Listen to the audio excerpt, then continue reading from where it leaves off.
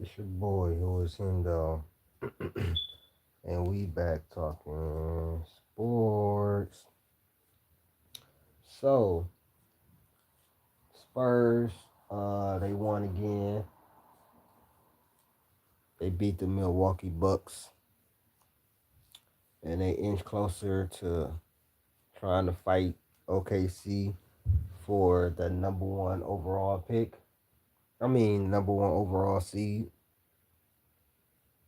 As of right now, I think the Spurs, as you see on the thumbnail, are 2 games back.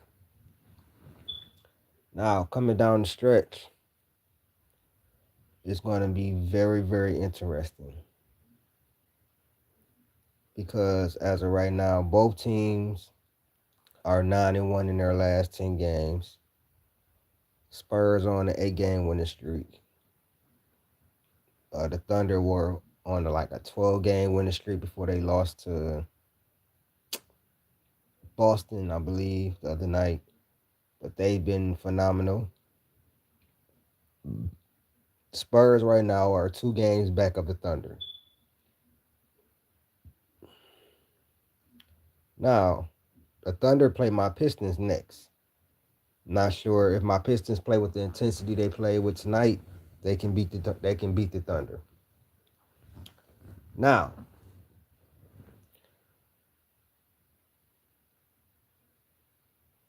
the Thunder, they have New York, my Pistons, LA, Utah, LA, Clippers, Denver, and Phoenix. So they have a tough schedule. They play multiple playoff teams. New York, LA, my Pistons. Then you got the Spurs. They have a kind of a much easier schedule. They have Chicago, Golden State. Then they got the Clippers. It's going to be a tough game. They got Denver, Philly. Now that Philly is healthy, that's going to be a tough game. Portland, Dallas, and then they have Denver again. So they have Denver twice. They have Clippers. That's going to be a tough game. Philly. Now that Philly is healthy, that's going to be a tough game. But I think OKC has the tougher schedule because my Pistons is not going to be a pushover. But they have New York, and New York played them very tough last time, and New York seemed to get up for big games, unless it's us. Then they have to face LA. Luca and the Lakers been playing better defense. Then they got LA again. Then they got the Clippers. They go Lakers, Clippers, Denver. That's what I'm saying. Three. They go Lakers, Clippers, Denver, and then Phoenix. So they end the season with four playoff teams in my eyes, and four teams that are going to at least be in the play-in. So it's going to be a race to the finish for sure, for sure. Yeah, Schiff. I could see the Spurs getting it too, especially based off the schedule. But we'll see. You know what I'm saying? We definitely will see.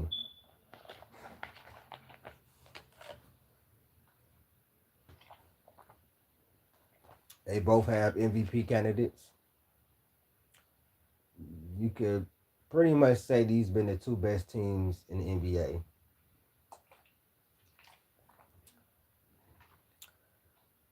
Yeah, you could pretty much say these been the two best teams in the NBA.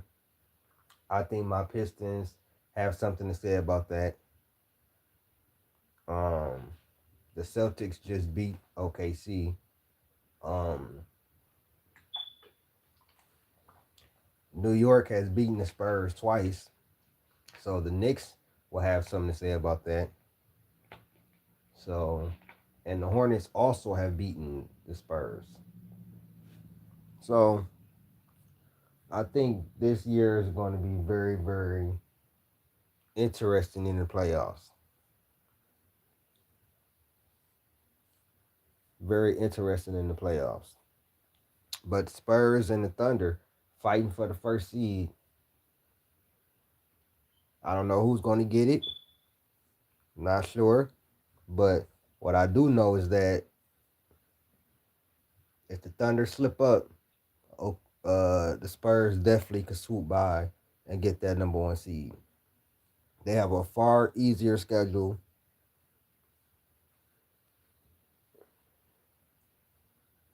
A far easier schedule. And it would be a crime if we don't get this playoff series in the playoffs. It would be an absolute crime if we were not able to get this in a playoff setting. Because you got Victor Wembanyama saying what he's saying about the MVP and how they dominated OKC and this, and that. And OKC, you ain't really heard too much. You know, Shea is going to let his game be his game. But now, I don't know if he noticed or not, this puts pressure on Wemby because you have to back up all this talking that you was doing. All the hooting hollering about the MVP and everything. And while I agree, Wemby is already a top three player, top five at worst in the league. I agree with that. He's an amazing player. But at the same time, I think they're giving him a lot of caveats that they're not giving a lot of other players. Cade is averaging 24, 10, 5, backpacking offense that is was number 11 when he went down. Go look at his advanced metrics for defense. He carries more load than Victor Wembanyama and has been one of the best defenders this year. He's not Victor Wembanyama, but it's still the simple fact that he's carried more of a load than Victor Wembanyama and has his team in the number one seed. Now, if Victor Wembanyama and them end up getting the number one seed, I could see Wembanyama winning the MVP. I could see them giving it to him. That's facts, Suplex. I agree with you 100%. He way too worried about the MVP. He's way too, and like I said, I thought that shit was lame what he did. That's just my opinion. But as a lot of people are saying, OKC and Spurs are the two best teams. I watched New York take down the Spurs twice, and honestly, I've seen them do great against the Spurs the last two seasons. I also watched the Pistons just roll over the fucking Wolves.